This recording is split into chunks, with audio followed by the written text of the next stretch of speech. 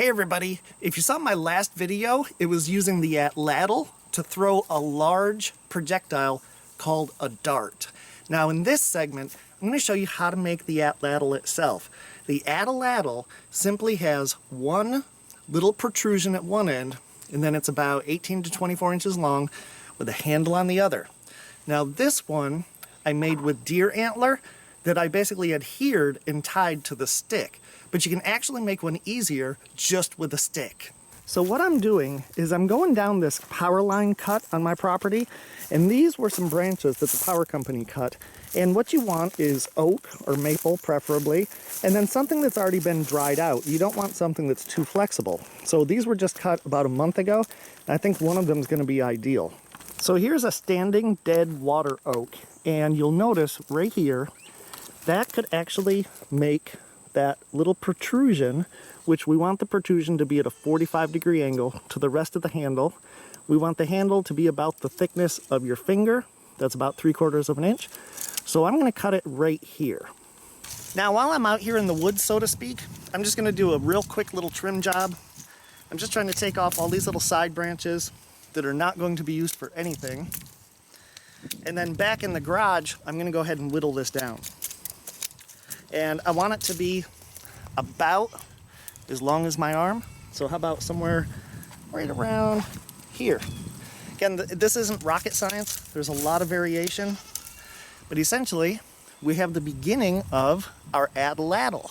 Okay, we're back in the garage where it's a little cooler. And this was my original one, which is very, very basic. And just to give you some dimensions, this one is 24 inches long, and it's definitely less than 3/4 of an inch wide, but basically just the width of your finger is what you want. Okay, the other key is that you want this angle to be roughly a 45-degree angle. So you wouldn't want it sticking this way, you wouldn't want it really, really trimmed up against the handle. So you want about a 45-degree angle.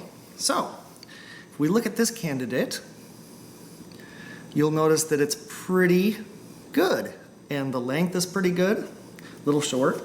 And the same thing with this one, the same thing with this one.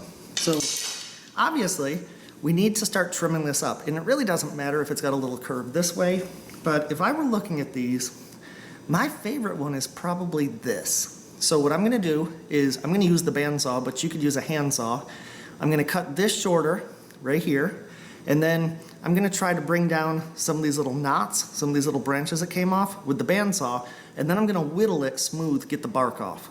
Alright, all I did was go to the bandsaw and I cut this a little shorter, and then I cut off the big knots, but you really don't want to mess with this too much as far as, mechanical tools. So now what I'm going to do is whittle the bark off, and I'm just using a box cutter, and all you're trying to do is just take the bark off, just the bark, and you want to keep going all the way around it, all the way up and down it, and this will take a few minutes, but what else do you have to do? Make it an afternoon whittling on the porch.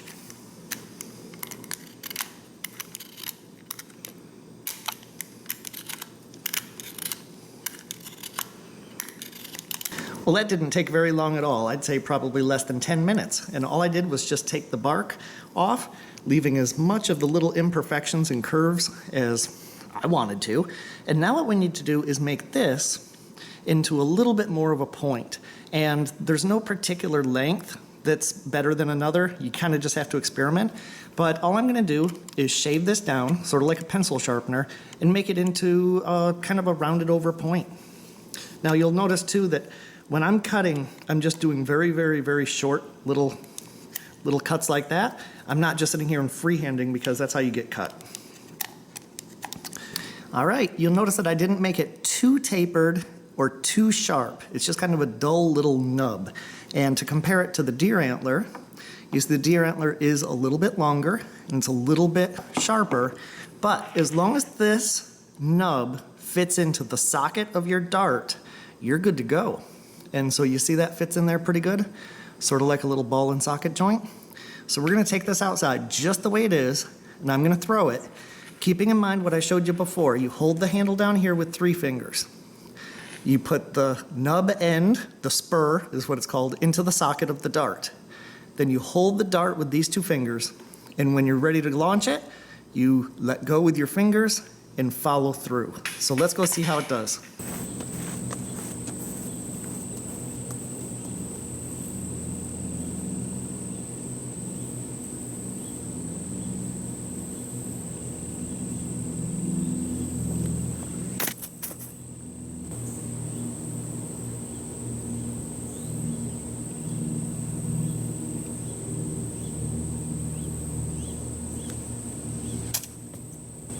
And finally, I'll go out really far.